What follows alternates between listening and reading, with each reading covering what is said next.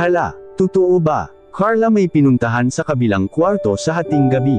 Nahuli niya sa akto. Isang mapagpalang araw sa inyong lahat mga kalingap, sanay hindi niyo po makalimutan na mag-like sa video na ito.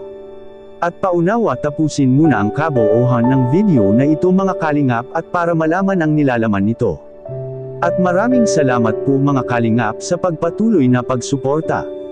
At lalo na kay Kuya Val Santos Matubang at Kalingap Rab, salamat po. Totoo ba Carla may pinuntahan sa ibang kwarto? Nahuli niya sa akto. Pero bago yun mga kalingap ay pag-usapan muna natin mga kalingap ang patungkol sa jump car. Dumating na nga mga kalingap ang Team Kalingap sa Thailand at ang jump car. At grabe ang init ng pagsalubong ng mga taga-subaybay ng jump car sa Manila mga kalingap, at hindi nag-expect si Kalingap Rab na may mga pasurpresa na magaganap sa kanilang pagstay sa Manila.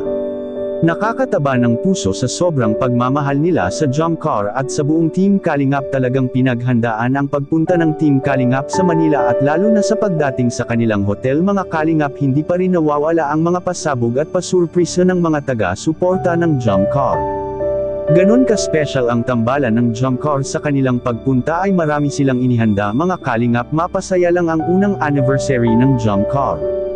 At kung maalala nyo pa mga kalingap, mayroon akong na-upload sa mga nakaraang upload natin patungkol sa jump car mga kalingap. Ang isa sa mga nasasabi natin doon ay ang jump car ay magkatotohanan pagdating nila sa 1 taon, dahil ito ang sinabi ni Carla dati noong una pa na ang gusto nito sa isang lalaki ay yung tipong makikilala talaga niya ng gusto, at para kung ibigay man nito ang kanyang pagmamahal ay hinding-hindi nito pagsisihan dahil nakasigurado na ito at kilalang kilala na niya ang isang tao. Katunayan nga niyan mga kalingap, ang isang taong pagsasama ay hindi na ito basta-basta, at ang dami na talagang nagaganap sa isang taong pagsasama nila ni Kuya Jomar at Carla. At sigurado akong nakikilala ng lubos ni Carla si Kuya Jomar ngayon, kaya nagtitiwala na si Carla kay Papa Joms. Iba kasi ma-in-love mga kalingap ang mga first love, dahil ibibigay at ibubuhos lahat nitong mga naramdaman kung sino man ang magugustuhan nito. Katulad na lang kay Carla na hindi pa nakakaranas ng boyfriend, at kaya nga siya hindi basta-bastang nagtitiwala mga kalingap, lalo pa at hindi pa nito kilala ang isang tao. Kaya ngayon sila ni Kuya Jomar ay umaabot na nga sa 1 taon, marahil kilalang kilala na talaga nila ang isa't isa ngayon mga kalingap, at dito na malalaman ng naghihintay at sa mga naghihinala pa tungkol sa jump car na dati pa anya silang magjowa, at hindi lang anya isinasabi ang totoo mga kalingap, at para na rin anya sa kanilang privacy. Will may punto rin naman ito mga kalingap, ngunit hindi pa talaga iyon ang matibay, dahil sa napag-alaman po natin na kailangan muna ni Carla makilala si Kuya Jomar ng gusto mga kalingap bago ito sasagot sa panliligaw.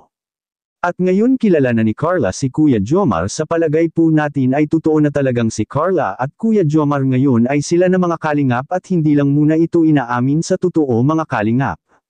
Kahit na nga si Kuya Val ay nakapagsabi mismo patungkol sa kanilang dalawa ay may something anya ang dalawa, dahil sa ibang iba talaga silang dalawa kung magkasama mga kalingap. At pansin rin ito sa mga palaging nagsusubaybay sa jump car na iba na ang kanilang samahang dalawa, hindi na tulad ng dati, at mas close na talaga silang dalawa ngayon kaysa sa dati.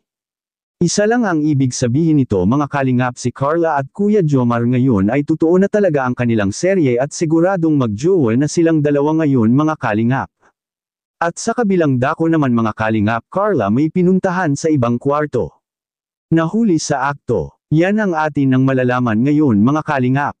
Isinabi nga ni Kuya Val na sa kanilang pagpahinga doon sa Azura Hotel ay magkasama sila sa kwarto ni Carla at sila Ate Edna at iba pa mga kalingap, ngunit nagulat na lang si Kuya Val na pagbukas nito sa pinto ay si Carla ang kanyang nabuksan, at sa oras na sa hating gabi mga kalingap.